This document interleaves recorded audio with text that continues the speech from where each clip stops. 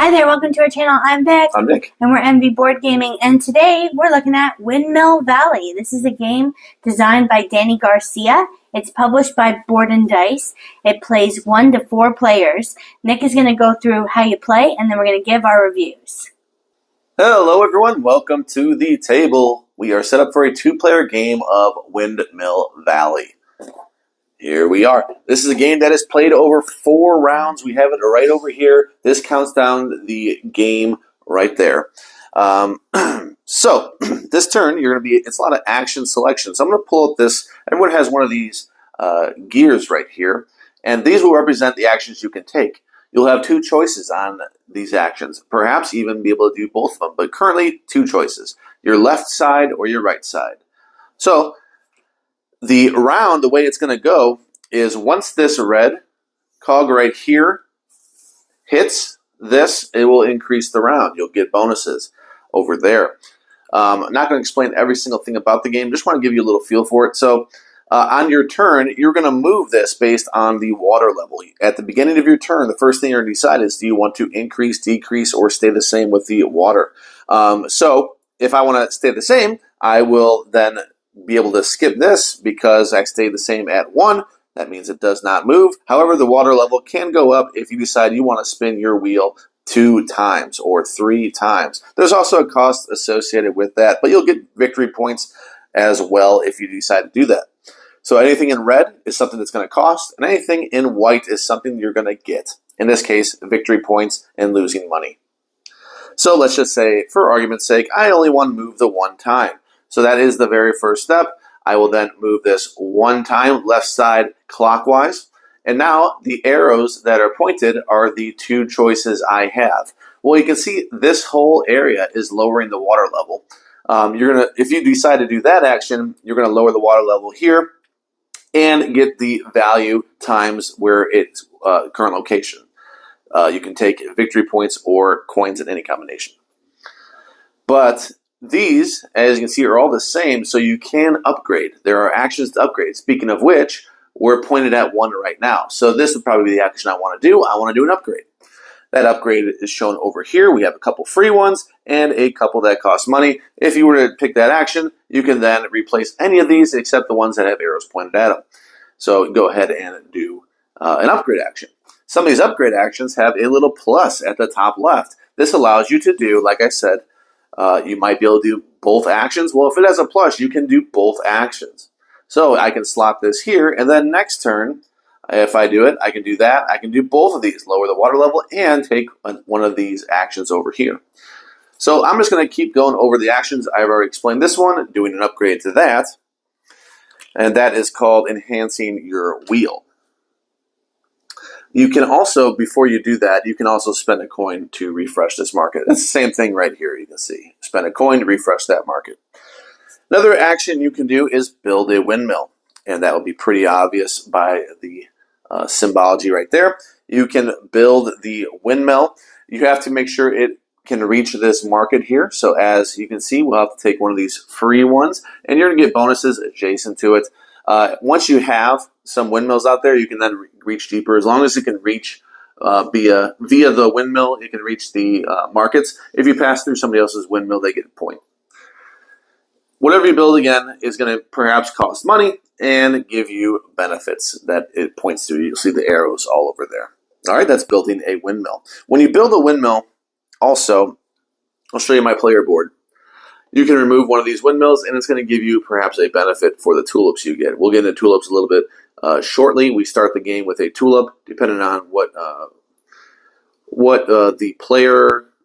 player you are. You get a different tulip. So the first player can get that white tulip.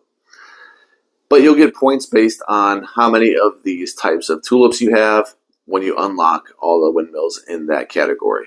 You also get boons for when you plant. We'll go over that soon. So right now, we're talking about windmills. That gives you points. It gives you things that you put it up against.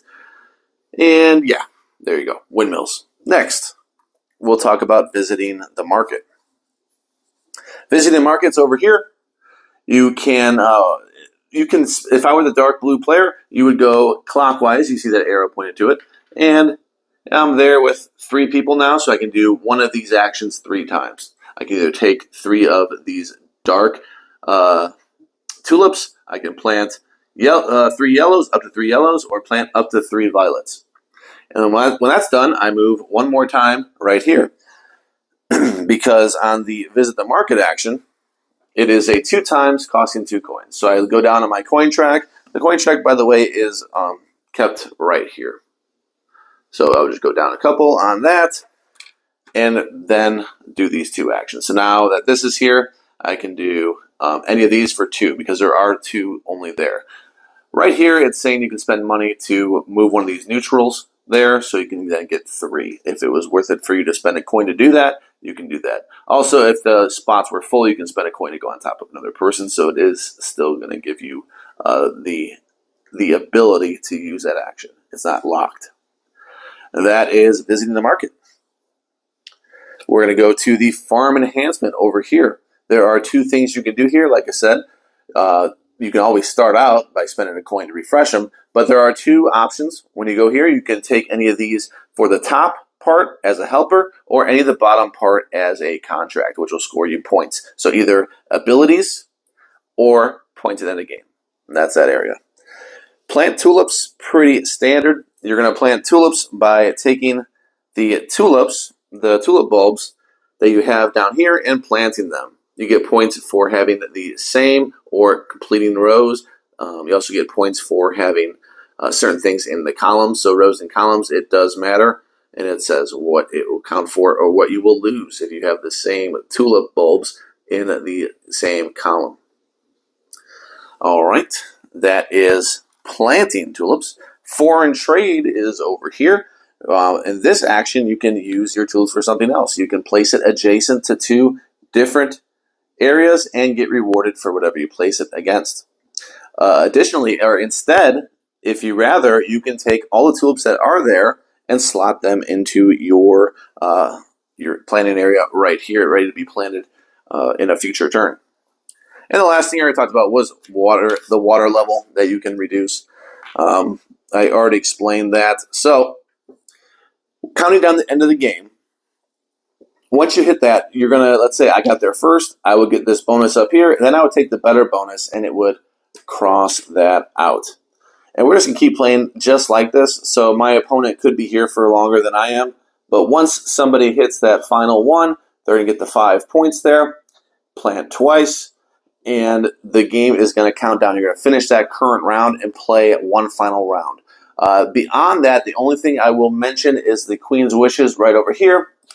This will be kind of random because we start with abilities that we draft from, and whichever one's left out is going to become the Queen's Order on the back or the Queen's Wish. So this one is saying that you have 6 developments, and it looks like you're going to need at least 2 of them to be the medium here, and also 2 of them to be the best one over here, these gray ones. If you have that, if you're the first one to have it, you get 10 points, and so on if you're second, third. That is that. I'll also mention that we have these little tools that can help spin the wheel faster or slower. There is a minimum that I'll mention that you have to at least spin this once, but you can max spin it up to 4 times, and that's listed right down here at the bottom. But there you go. That gives you a gist of how you play Windmill Valley. Vic and I are going to go back up top and tell you what we think of the game. All right, thank you, Nick, for the overview of how you play Windmill Valley. So this game, we recently got it. It arrived actually on the weekend, so we were quick to get it to the table with our friends Andrew and Sam. We played it at 4 players with them, and then we played it at 2 between the 2 of us. Yeah, literally right when we got the package, we unboxed it. We were finishing up a game we had already set up, and we started unboxing it. We decided we're going to play it tonight. So I had a little gist of the rules, but I didn't know it completely, so I was learning it as everyone was chatting, and we got to play it. So initial impressions for Windmill Valley, the box is pretty stark. The color contrast and the nature type look of the box, it grabs you right away. It's a board and dice game, so even though it does look like a fairly lightweight, I would say, when you see this kind of box, it kind of seems like it might be lightweight, fluffy. It's board and dice, so you know a little better that it's not going to be a family weight game generally.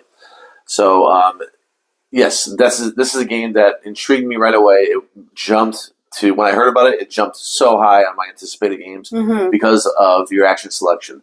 Now that wheel and upgrading that wheel and picking your actions you want to do, I love stuff like that. It reminds me of a couple games. The first, obvious, being Praga Kaput Regni that you mentioned, and the second being Whistle Mountain. So the gears and the cogs and upgrading your stuff.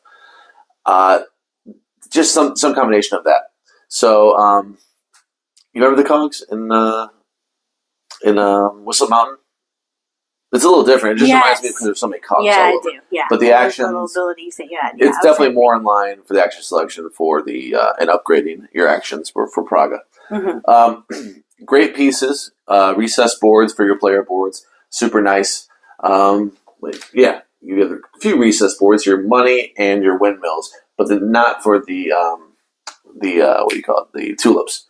Tulips, apparently they're going to upgrade those components because that grabbed me right away as far as I was hoping those would be a little better. They are cardboard, but at least they're thick. And, they're thick. At least they're not flimsy. Thin guys. The font on the board, it grabbed me right away because it's very big. Like the map itself, like it just seems so blown up. It's not tight. You don't have to see even the iconography is so large. There's no squinting going on when you're looking at the board. It is one of the most, I would say, one of the larger iconography games on a board that I've seen. Yeah, the symbols pop out. Yeah. They take up like half of the space that they're in. Yeah, and the symbology is pretty straightforward to me. Yeah. So yeah, there's quite a bit here.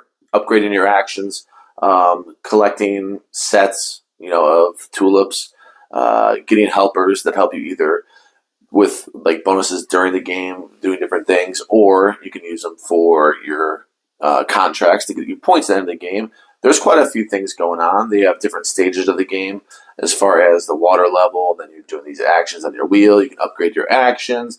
You're tracking how far you go along on your wheel because that's going to determine end game as soon as you go hit a certain mark. Anyway, the game grabs you, especially the gears. The gears grab me right away. So what about you, Vic? What were your initial impressions? Yeah, I thought that the production value was good. Everything felt nice, and it seems like there was a lot of replayability that I noticed right off the bat when I saw the cards coming out, the different upgrades coming out in the space, the things that get blocked off, I guess, with this. When you take rewards on the wheel space, it's not really like randomly generated, but there is a Queen's Order. Is it called the Queen's Order? Queen's Wishes, I think. Yeah. That space is different, so that's exciting. It's not always the same objectives there. And then I liked the foreign exchange or foreign trade, that changes. I always like something like that where you're seeing modular pieces or are driven by cards that it changes the game each time. So I like that a lot, and I enjoyed the colors. Obviously, flowers, tulips, very pretty game. The components were good quality. They got wooden, screen printed windmills, so you don't have to stick stickers on them, which is nice because who wants to do that? And yeah, obviously that wheel was captivating. The recessed boards is always nice. I don't mind a money track. I don't mind it. No. I do like the feel. We always like to put our metallic coins in, so I catch myself looking for a coin when oh wait, no, it's a track. Yeah. But that's nothing really. That's just the way the game is. Yeah, so I think it had a good first impression on me when it arrived. All right, we'll get into our pros and cons of the game, what we thought of it at 2, what we thought of it at 4. As far as scaling, I liked it better at 4. However, it moved so quick at 2 that I appreciated that as well. Yeah. So I do think it scales nicely. I enjoyed both plays thoroughly. Did you like one or the other? I like 2 better because it went faster, but again, I could see the Game tightness. 4 was learning too, so. Yeah, so. I don't know if everyone knew it like that, it might have been a lot quicker. But yeah, we were so quick at 2. We were done the game pretty quick. We had 4 rounds and we were pretty much cruising. There was no AP or anything. Yeah. Do you think that the experience was much different between 4 to 2? Yeah, because of the windmills. It was so much different when you put those windmills out. Right. Areas you're going to reach. You're not even going to reach some of these at 2 players. At 4, you're reaching all the way out. Some people are getting victory points for their reach.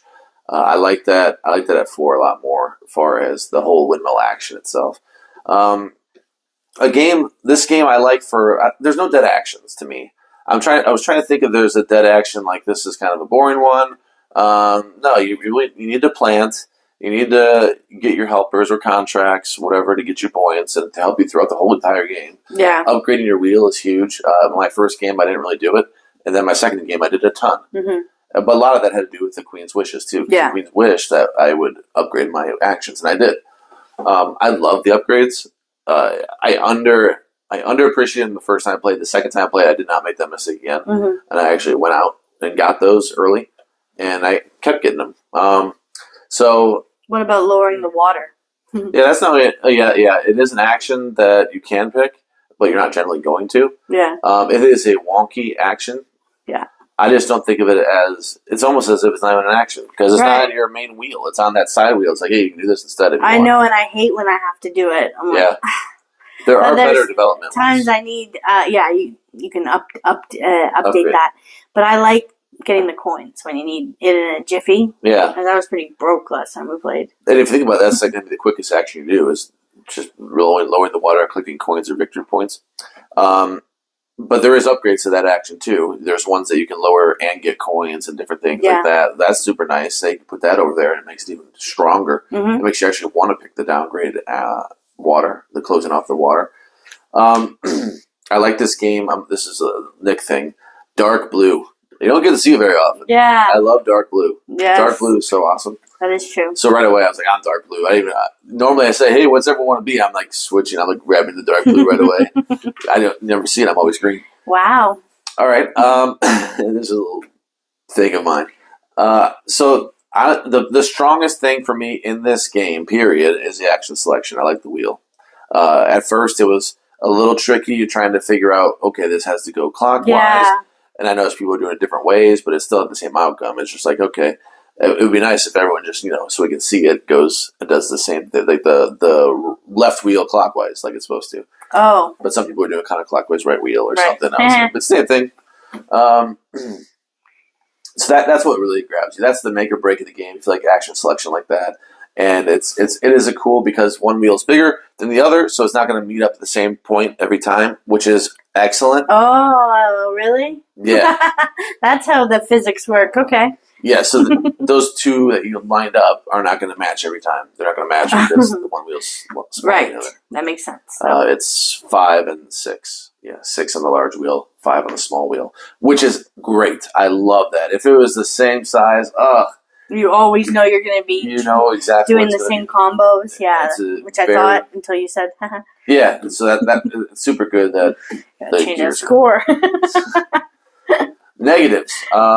Vic hit on one. I guess the water level. That whole thing to me is a little like it works. It's just that's how you start each action is deciding how much you're going to move. If you're going to close off the water, open the water flow. And that part is just a little, something's missing there to me. You just arbitrarily, say 1, 2, or 3. Yeah. And that track moves. It doesn't quite tie into me as far as gameplay. Now, thematically, sure, whatever.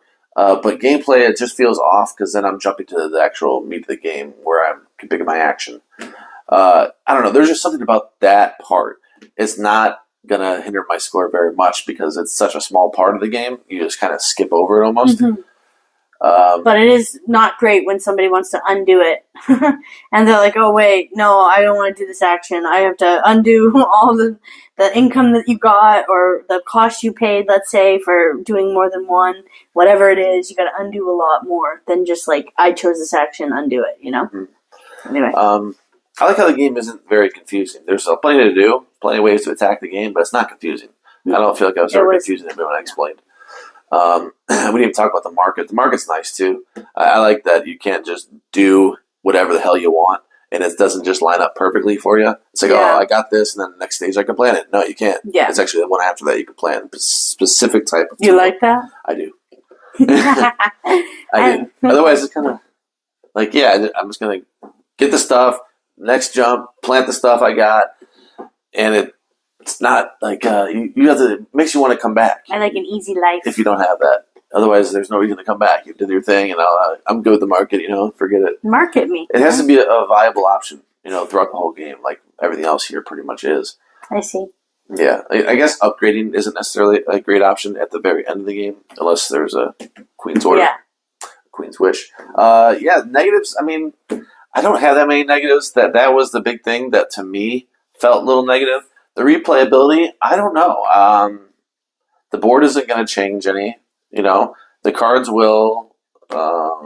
I struggle with replayability to a point. Now, the first 10 plays, if you're somebody that's just going to play it 10 or less, I don't think you'll have any issue. Mm-hmm. If you're trying to play it 20 times, 15 times, whatever, I don't know how much the game's going to change. I really don't.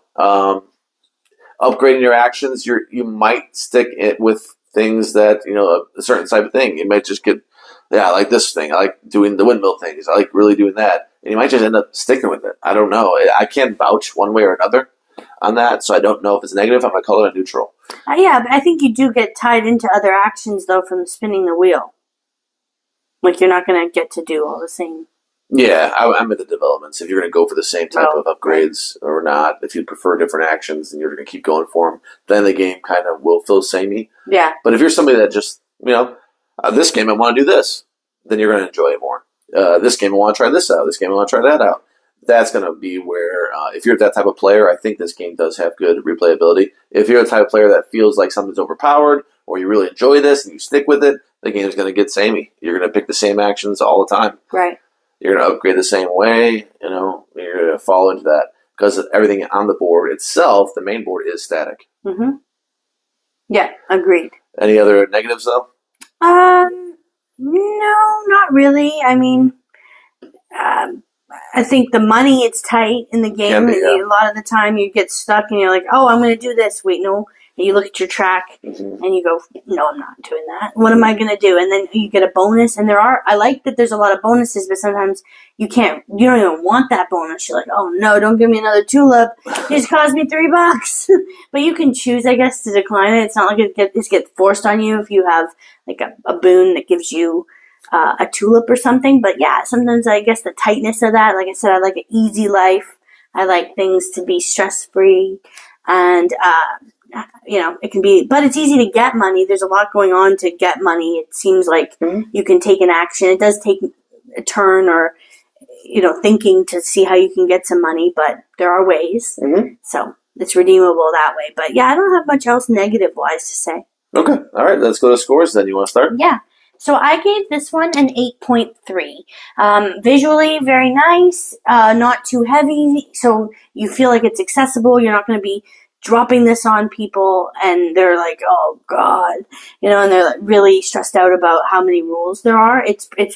There's a cheat sheet. How could I forget to mention that there's a cheat sheet? I love that. So that's pretty straightforward. It actually articulates the steps of the actions you're going to take. So pretty good overall. Double-sided sheet with the turn structure on one side. And just once you get familiar with the icons, it becomes a lot easier. At first play of it, there was a lot going on, and when you're playing with 4 players and everyone's learning, I'm less inclined to grab that rule book and constantly look at every single thing. I sometimes just wing it. So I think my second play was better than the first, and that's why I gave it 8.3.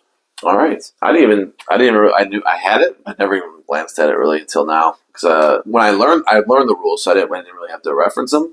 But yeah, it's nice to have for sure. So people were probably following through as I was teaching. I was, yeah. Okay. My score, I'm a little higher than you. I'm going to be 8-7. 8-7. It was an anticipated game. It did not disappoint me at all. I do want to come back to it. It's not a game that I'm burnt out on, or it's like, I was impressed with it. It's my alley. That the spinning of the gears and picking actions, trying to upgrade those actions. Board and dice. It's a well-made game. I think I have to recommend it pretty highly on this one. A lot of fun. I enjoyed my play at 4 and 2. I look forward to both player counts. I look forward to teaching it to other people. I look forward to playing it just Vic and I again.